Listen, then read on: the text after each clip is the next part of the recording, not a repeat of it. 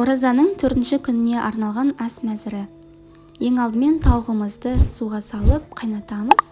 Қайнағаннан кейін көбігін алып аламыз және лапшамыздың қамырын илейміз. Онға бір жұмыртқа қосып, тұз қосылған суымызды қосып, жақсылап араластырамыз. Қамырымыз біркелкі болып іртігі жазылғанша жақсылап илейміз. Кейін бетін жауып, жарты сағатқа демалдырып қоямыз. Жарты сағат өткеннен кейін қамырымызды жаямыз.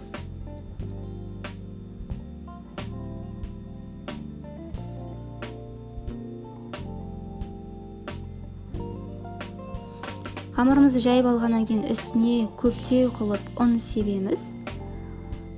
Лапшамызды кескенде жабысып қалмау үшін көптеу қылып ұнымызды сеуіп оқтауға ораймыз.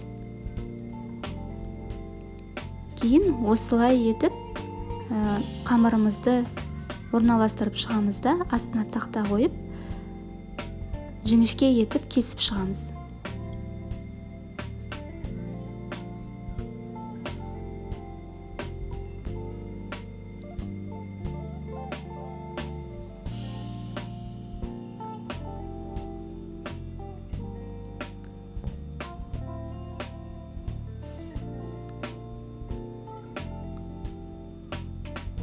Біздің лапшамыз дайын болды.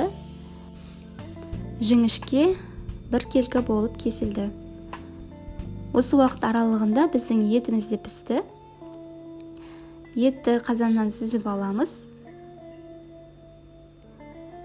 Кейін туралған сәбізімізді қосып кішкене қайнатамыз. Оның артынша картобымыз бен туралған етімізді қосып, кейін үстіне тұзымызды қосамыз және лапшамызды салып, жақсылап араластырамыз лапшаны. Жабысып қалмау үшін бірден араластырып отырамыз.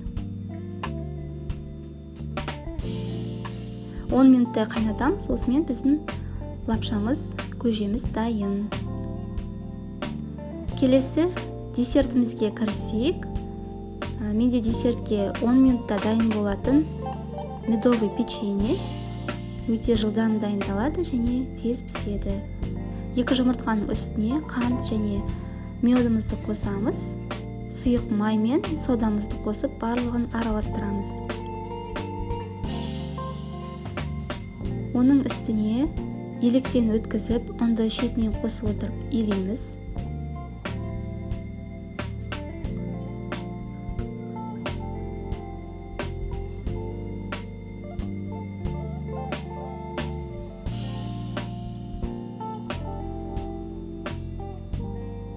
Бізде осындай қамыр шығу қажет. Бұл қамырды бірден жая беруге де болады. Холодильникке салып қажет емес. Бірден жайып, кішкене жұқалау етіп жайып аламыз.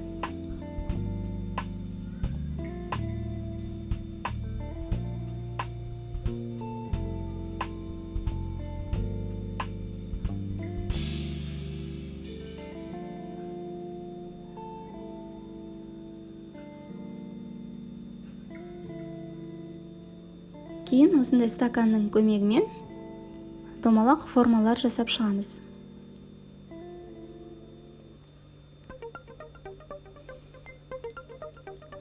Листімізға печеньелардың бәрін орналастырып аламыз.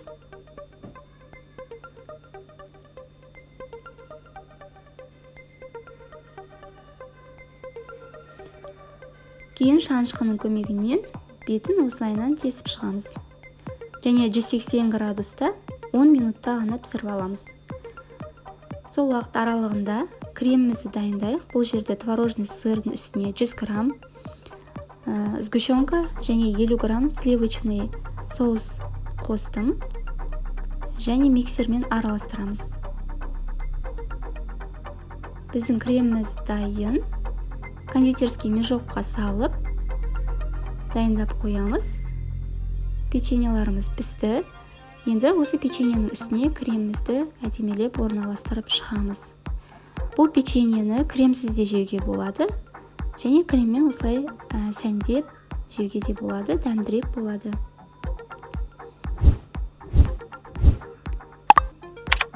астарыңыз дәмді болсын, міндетті түрде жасап көріңіздер және тіркеліп қойыңыздар.